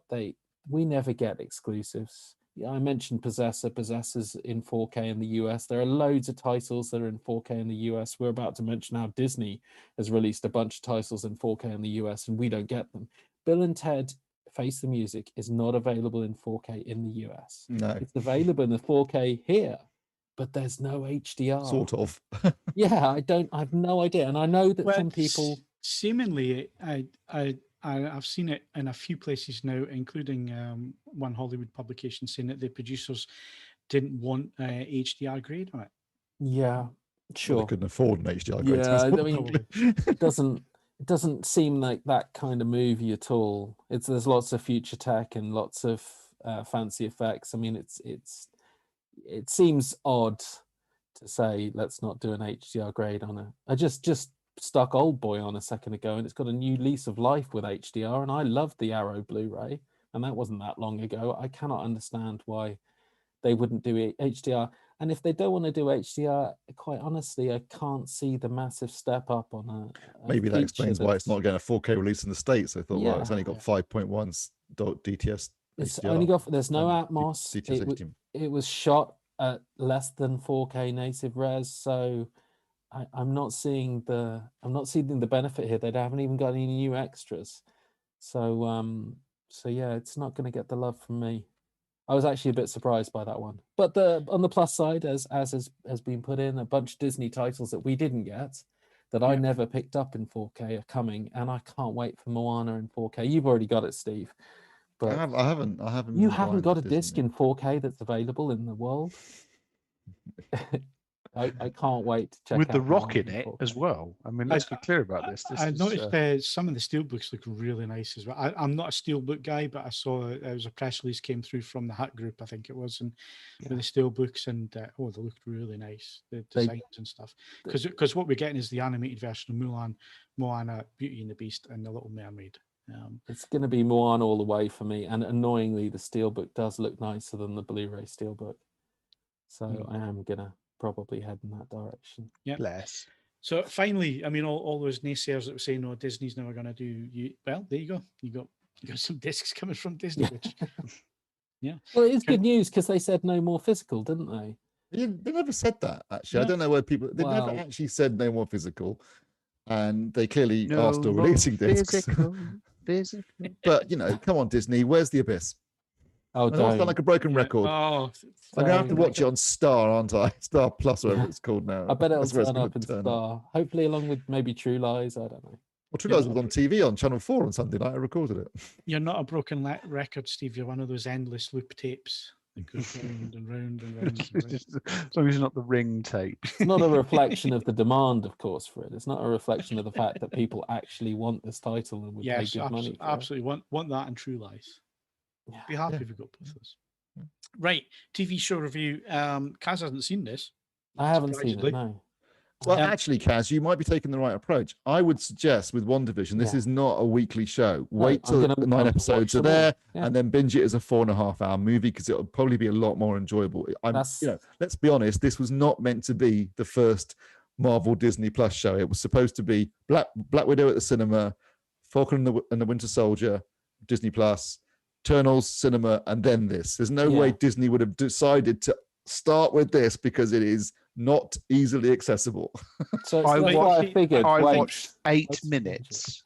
Right. And but after 4 minutes, I wanted to stop. I did another 4, and then I lost the will to live. I stuck with it, and the only reason I stuck with it was I knew there was something bigger going on behind what were being shown. Didn't know what it was. Like you say, Steve, there was supposed to be some kind of lead in to this, so Yeah. you're kind of coming in cold. And I can see why, reading the thread on the forums, I can see why the thread went the way it did. It's 200 odd replies to it, or something like that now. A 9? A because 9? yeah, because it could be taken the wrong way, and it was. I'm not going to say it was an easy watch, because it wasn't. There was some fun in it. I quite enjoyed it, actually. I thought Paul Bettany was really quite good at comedy. Yeah, but channeling Rick Mail, if I'm being honest. Yeah, but I can see why it was getting the blowback that it was getting in the thread and so on. I could see why people were taking that view with it. I enjoyed it. I didn't think it was an easy watch the first time round. But like you say, Steve, it's one of these things that it's all going to make perfect sense once you get to the end. Because everything's going to be, you'll go back and watch these first 2 episodes after you've finished it, and you'll start to see all the Easter eggs and everything else that was in pure right in front of you, and you just didn't pick up on it. And I think it's one of them types of shows where it's going to be like that. It's going to be a case of you're going to have to stick with it, but there's something bigger behind it all. I kind of admire it's quite an interesting idea. The idea that it's riffing off of sitcoms from the 50s to presumably the modern day, and so the first episode is a 1950s Dick Van Dyke kind of show sitcom, filmed in front of a live studio audience, apparently. And the second episode is very much influenced by Bewitched. Yeah. And then at the end of the second episode, they go into color, so they're going to go into the 70s sitcoms. But this is the most expensive television series ever made. $225 million for 9 episodes. Where is the money gone? Because it isn't in the first 2. It obviously it does suggest that it's backloaded, doesn't it?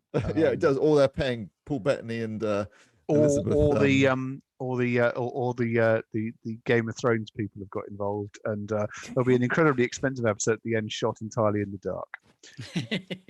But you see, the thing was, there was a comment raised in the thread, and I think it was a reasonable comment, is the fact that the MCU is at a point now where they can do this.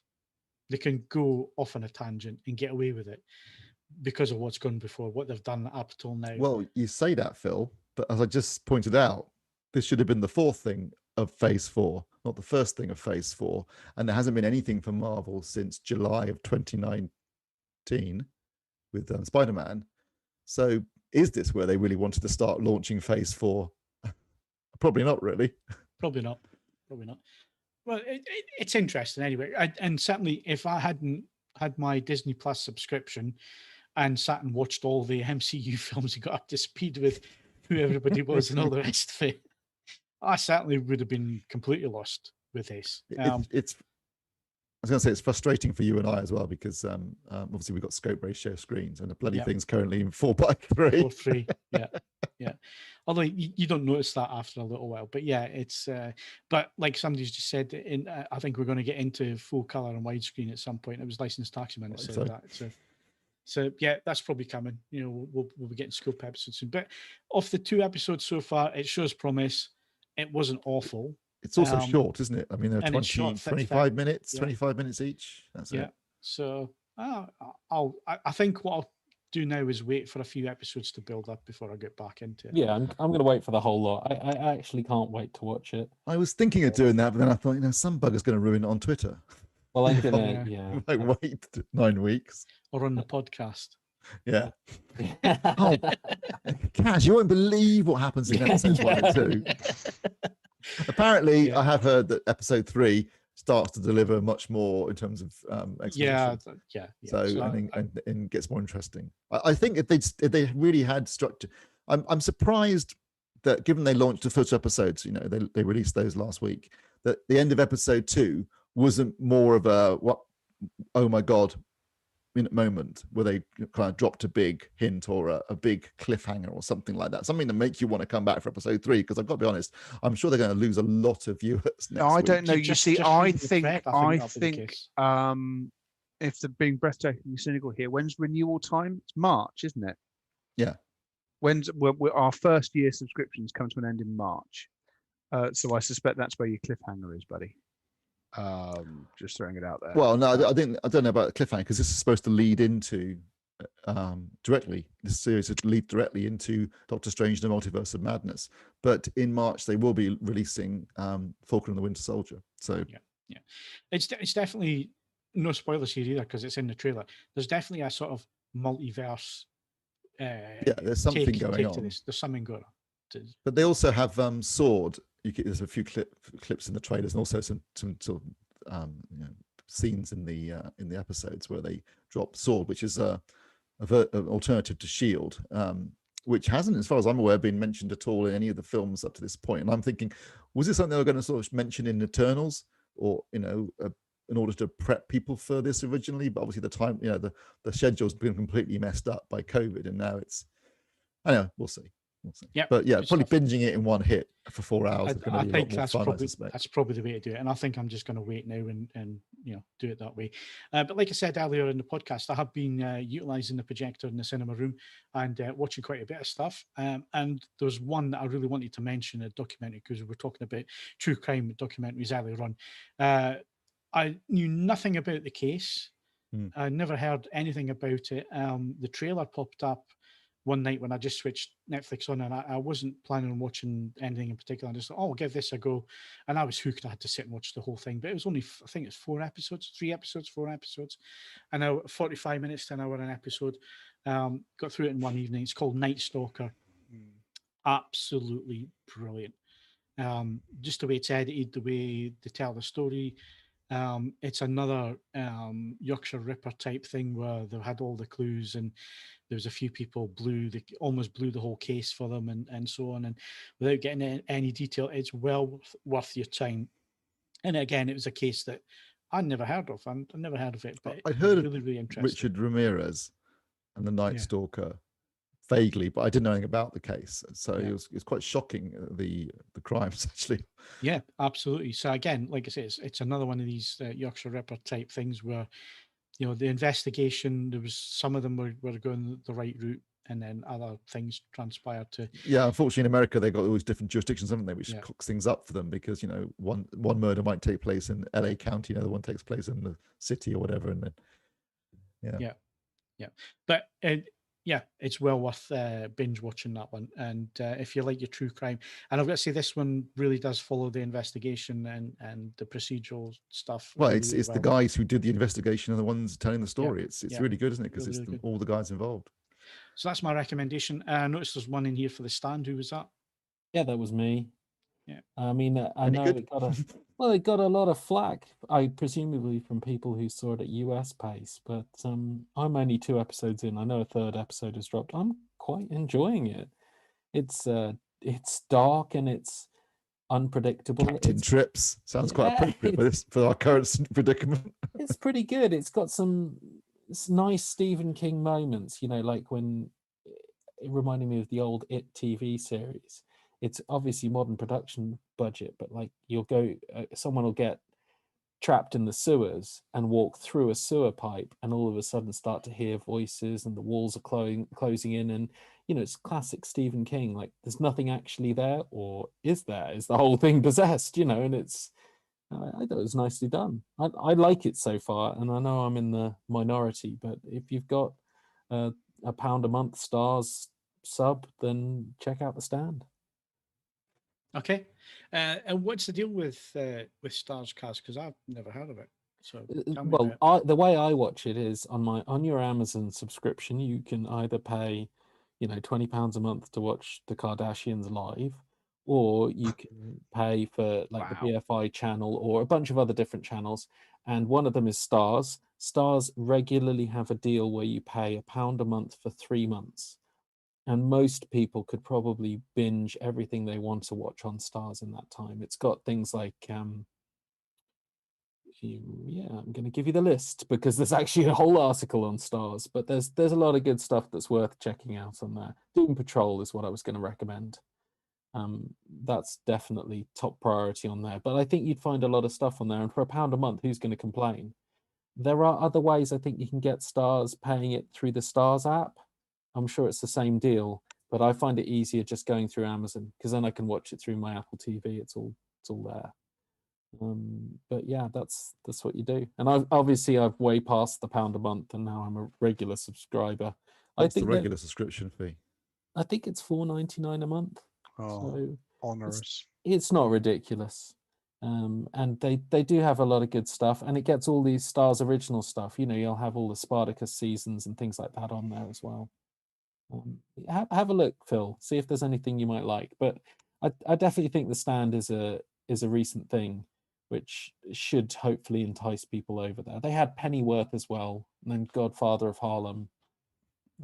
Yeah, but I've got my Apple subscription to get through first, because I got that with my new phone, so I need to get I saw the new trailer for All Mankind season 2. Wow, looks good.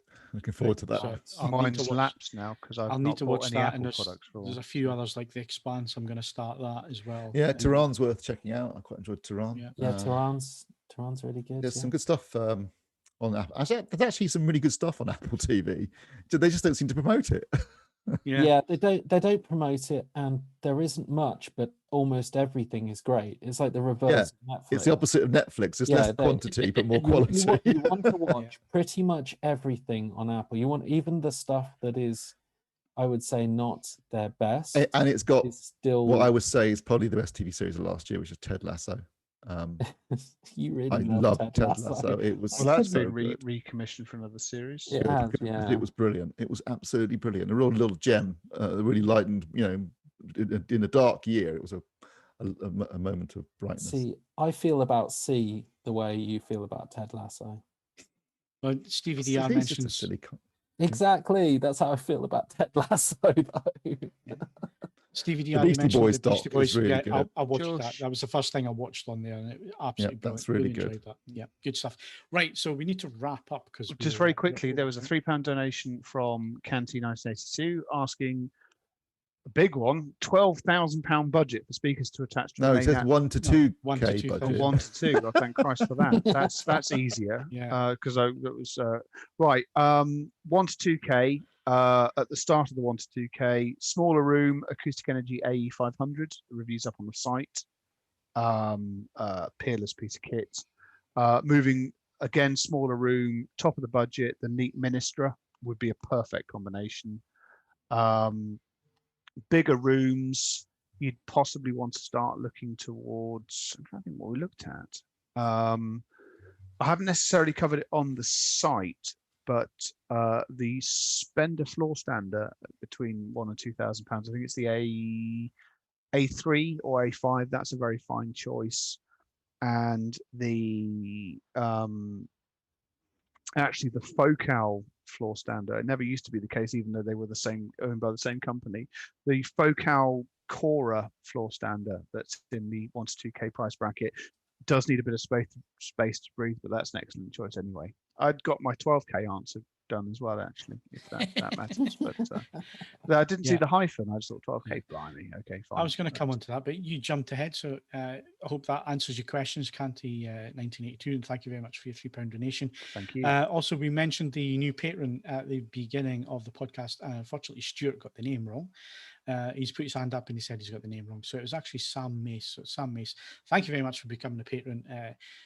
We very much appreciate your support there. Also, just to remind you, if you are listening tonight as we go live on the podcast, that the forums will be down offline from 6 a.m. for a few hours while Stuart puts more coal in the boiler. Yeah, basically we're updating the core software. So if you turn up at the site and it's offline, that is why it's offline, and we'll get things done as quickly as we possibly can. Also, there's a new feature that's now available for calibrators.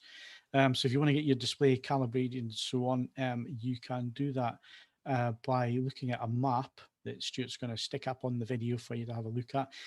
You can find that on the forum, and it lists all the available display calibrators for you. So you can find somebody to come and calibrate your TV, which is not going to be very handy in the middle of lockdown. But as soon as we get out of lockdown, you can get them pre-booked. Beat the rush. Yeah, And Graham Cartwright has just donated £3. Graham, thank you very much. Thank you, Graham. For your donation. Yeah, that it really is Yeah, thank you, appreciated. Graham. Thank you very much. So yes, the TV and projector calibrator map, it's up there. You can find that on the forums. It's in the home cinema building and build area. And Steve Withers is on there. Wonder who he is. Wonder if he's any good. Don't know what's his Well, I don't know, but what's his check and trade rating? I don't know, but Steve Williams seems to be.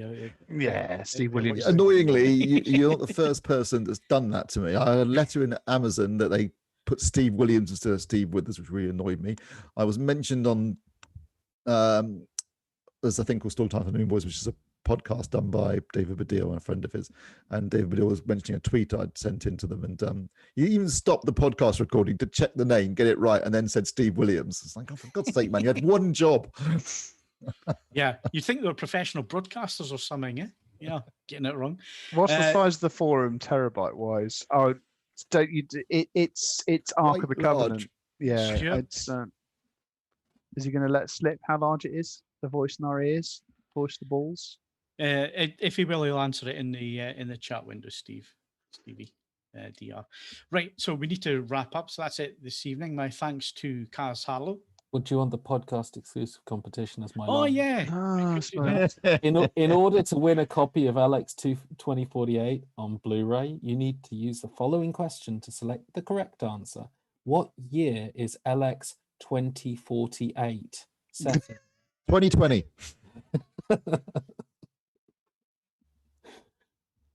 Right. So can I do the ending now, Kaz? Is that You can, okay, yes. Grand. So my thanks to Kaz Harlow Plan on murdering me in my sleep. and Sally Why are you eyeing my lemon drink? and Steve Withers. My firearm is my friend. If you enjoyed the podcast, then please give us a like. It is important to like it. So if you're still around at the moment and watching, then please do hit the like button for us, please.